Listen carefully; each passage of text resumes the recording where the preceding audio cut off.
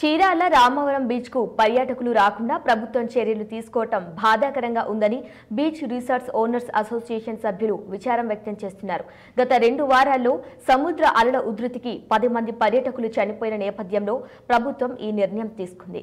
ప్రభుత్వ నిర్ణయం వల్ల తాము ఆదాయం కోల్పోవాల్సి వస్తుందని రిసార్ట్స్ ఓనర్స్ ఆరోపిస్తున్నారు.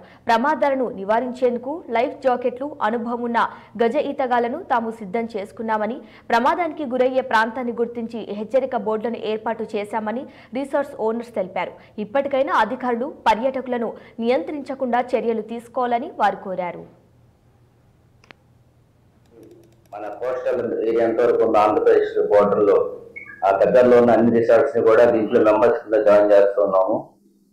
వైజాగ్ నుంచి కూడా చాలా మంది ఇందులో మెంబర్స్ ఉన్నారు, కాకినాడ నుంచి ఉన్నారు, మన ఒంగోలు నుంచి ఉన్నారు, అట్లాగే మన చీరాలు కూడా అందరూ మెంబర్స్ అయ్యారు ఇందులో. ఈరోజు అట్లాగే మన అనుకోకుండా కొన్ని విపత్తులు సంభవించి మన చీరాల బీచ్ లో ఆ విపత్తు సంభవించడం వల్ల కొంతమంది ప్రాణ నష్టం జరిగింది.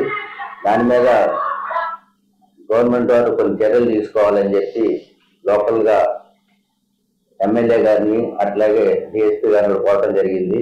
ఎమ్మెల్యే గారు, డిఎస్పీ గారు మాతో పాటు కూర్చుని సమావేశం నిర్వహించి మేము బీచ్ లో తగిన జాగ్రత్తలు ఎట్లా తీసుకోవాలి, ఏం చేయాలి, ప్రజలకు ఎట్లా అవగాహన కల్పించాలనే దాని మీద అందరం కలిసి సమిష్టిగా కొన్ని నిర్ణయాలు తీసుకున్నాము.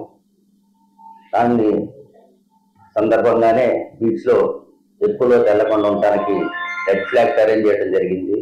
శ్రీకాకుళం దగ్గర